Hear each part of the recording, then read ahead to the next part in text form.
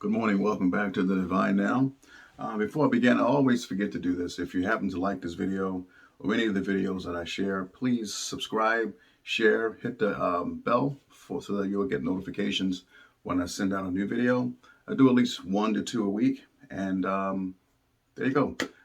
Today I want to talk about ego. I want to talk about embracing your ego. Carl Jung, one of my favorite thinkers, he's considered the father of psychoanalysis, one of the fathers of psychoanalysis. He talks a lot about the shadow, that part of ourselves that we don't show to a lot of people necessarily. It's the part of us that we may not always like, the dark side of us. And I don't, and I think about that in a very positive way. Somebody once said that the ego is the day and night of our spiritual journey. Without the ego, we would never see the light.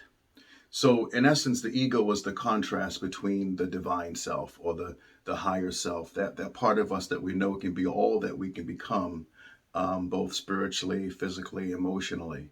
The shadow is the contrast to that part of us. So, the ego, in many circles, has been talked about in a very negative light. Get rid of your ego, destroy your ego, etc., etc., etc.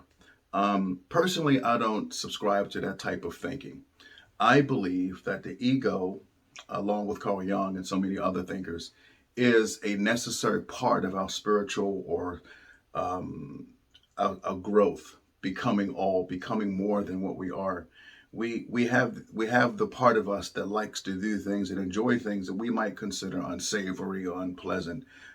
We might consider that the shadow, but we all have shadow. We all have that part of us that we may feel embarrassed about. Some of us smoke, some of us drink, some of us watch porn, some of us do other things that other people may not know that we do, or maybe they do know that we do. Some of us eat too many burgers. We eat more fries than we need. We know we need a salad, but the ego is saying, "Give me some fries. I want fries." No different. That's the ego. That's the shadow self longing for something other than what's best. The ego is sort of like the point on the map of our spiritual journey, telling us where we are. It marks the spot. And so if you're a person interested in growing and developing yourself, honor the ego, because the ego is the one that's helping you see where you really are. The ego never lies. The ego always tells the truth. That's the one, well, not the one, but that's one of the good things about the ego, is that it tells you the truth. When you're driving in traffic and you blow up at that person because that person cut you off and you start cursing, that's your truth. When you're getting in an argument with someone at work, or with your spouse or your boyfriend, and you say something you shouldn't say, or you do something you shouldn't do, that's your truth. That's your ego telling you right where you are. It is marking the spot. And that's not a bad thing. That's just an assessment as to where you are in your life and what areas you might be interested in improving on. You may not be interested in improving. Some people aren't interested in making their lives better, or becoming a better communicator, or becoming better in relationships. That's your choice. However, the ego is what's marking the spot. So I see the ego as a gift to us. It is the exact part of ourselves that we need. The shadow, we need the shadow, we need the light. We need all these things in our lives to help us become more of what we are, or more of what we're capable of becoming in every area of our life. So I see personally the ego as a gift to us. And when we learn to embrace the shadow, when we learn to embrace the ego, when we learn to kiss who we are, all of us, and celebrate who we are, that doesn't mean that you give into the ego, that you give it everything it needs or everything it wants, because that would be a disastrous way of living your life. If you gave yourself everything you wanted all the time, that would be a very self-centered life. However, there are times that we all serve the ego. We all give ourselves a break. I mean, you can't live high on the spiritual plane 24/7. It'll just drive you nuts. You have to go out and sometimes indulge in something just for the sheer pleasure of it. That's, to me, that's a part of acknowledging and embracing and kissing your ego. In essence, be a little easy on yourself. Give yourself some grace.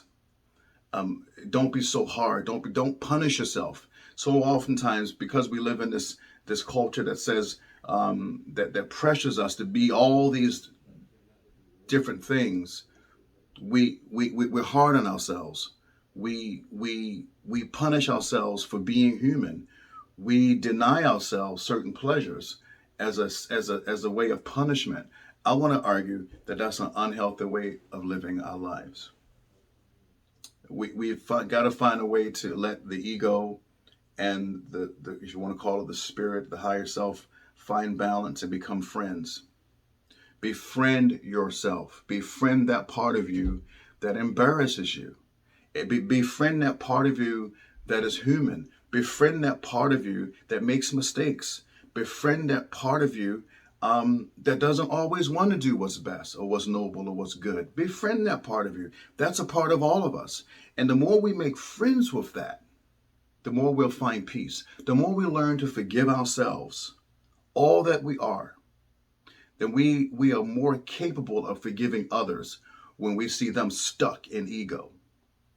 So those are just some thoughts. I want to share some more videos about this. I think this is a very important topic, balancing shadow and light, ego and the higher self, sort of finding a way to let those parts of ourselves merge and make peace with one another.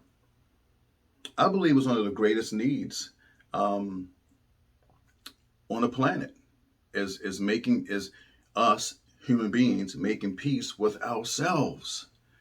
Man, if we could find ways to make peace with ourselves, we would probably cause less problems in the world. Most of the trauma and the pain and the upset that we see in the world and people causing all kinds of pain and suffering to others is because people don't have peace with themselves and they live with all this crazy guilt within themselves, this fractured self. And then they express that fractured self in the world in fractured ways. So there is something to this whole notion of embracing shadow, embracing your ego. As Carl Jung would argue, making peace with yourself.